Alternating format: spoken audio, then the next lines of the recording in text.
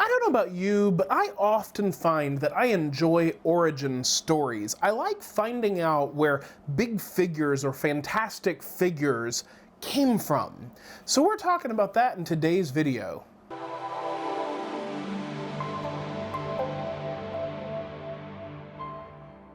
Hey guys, and welcome back to God's Word Made Simple by Simple Servant Ministries. My name is Aaron Hawk, and if this is your first time visiting with us today, I just want to say welcome and thank you for joining us today.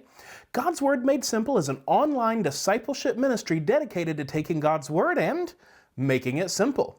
We want to help you understand God's Word, apply it to your life, and grow in your relationship with the Lord. Also, at some point, if you appreciate this ministry and content, make sure you hit that subscribe button, turn that bell notification to all so you don't miss any future videos. We would love to have you as part of our family. Okay guys, welcome back. So today we are in Exodus chapter 2, and we're going to cover verses 11 through the end of the chapter, verse 25, and we're really talking about the origins of Moses. Now, we covered last week's video, or we covered a little bit of the background in last week's video, so make sure you catch that, or really just the whole Exodus series. There's only a couple of videos in it so far anyway, but go check that out, and we're going to start in verse 11 because this is really where Moses shows up as an adult. So we're going to start in verse 11. Now it came about in those days when Moses had grown up that he went out to his brethren and looked on their hard labors, and he saw an Egyptian beating a Hebrew, one of his brethren. So Moses is going out. He's been raised as an Egyptian, but everybody knows he's not actually Egyptian. We don't really know how that happened, if Pharaoh's daughter just, I don't know how she got her way or what, but it was clear that he was an Israelite, a Hebrew, not an Egyptian.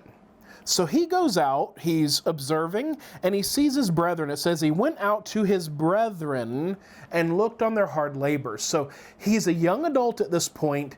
He's seeing the plight of his people. He's recognizing, if God hadn't blessed me in the way that he had, that would be me.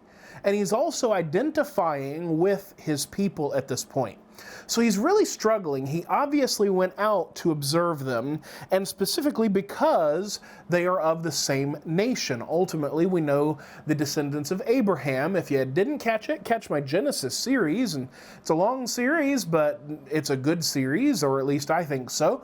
So check that out. You'll get a lot more of the background on the formation of the nation of Israel under Abraham all the way through now, and then of course we'll talk about more of the promised land and all of that in later videos. But he went out to his brethren and looked on their hard labors, and he saw an Egyptian beating a Hebrew, one of his brethren. So here in the text, it's emphasizing the familial relationship. They are family by extension.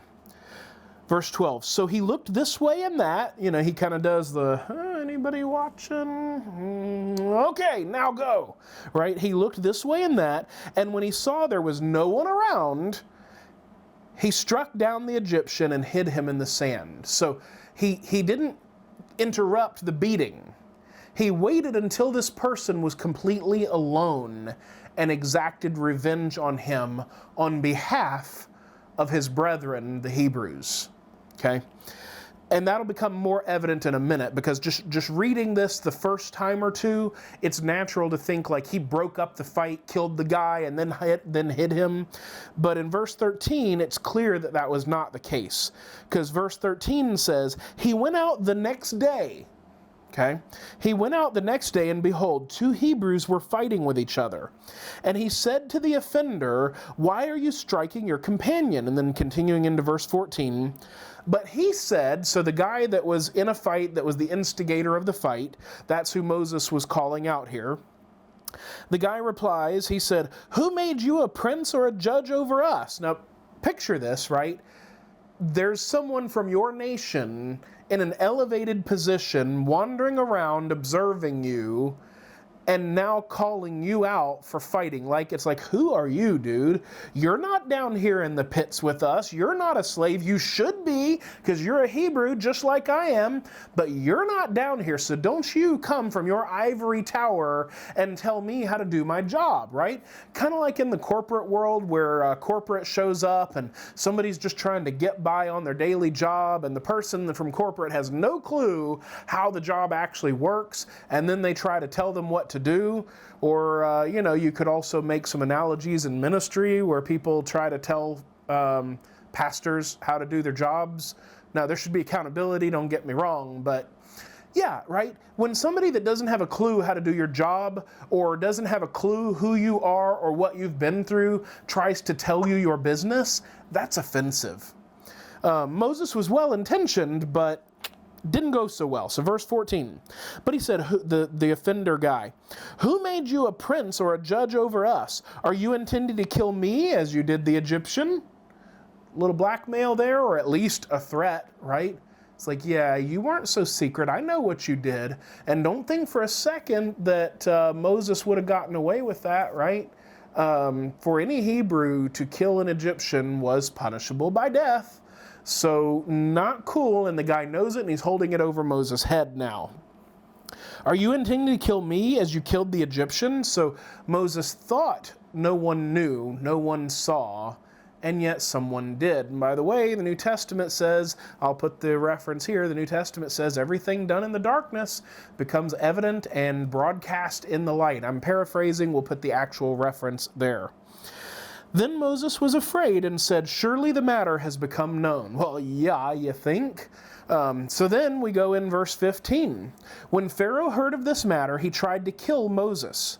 But Moses fled from the presence of Pharaoh and settled in the land of Midian, and he sat down by a well. So now he is truly all alone. Now think about it from Moses' perspective.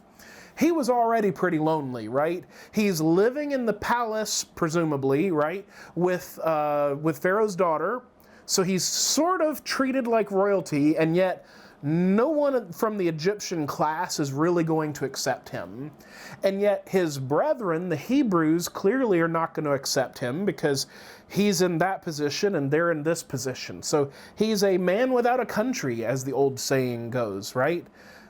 A lot of people understand that feeling in the modern day, maybe not exactly the same and to the extent as Moses, but a lot of people feel that you're kind of caught between a couple of different worlds in life anymore. So it's kind of easy for us to at least sympathize with, if not empathize with. And so Moses is a little distraught, and he's down, and he's like, well, I don't know what to do now. So he sits down by a well. He just gets somewhere safe, and now he has time to think and process and try to figure out, okay, what do I do with my life?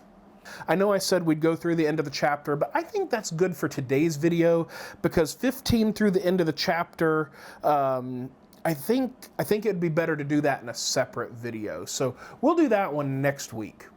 All right, guys, so as always, if you appreciate this ministry and this content, please hit like, subscribe, turn that bell notification to all so you don't miss any future videos. We'd love to have you as part of our family. Guys, thank you very much, and God bless.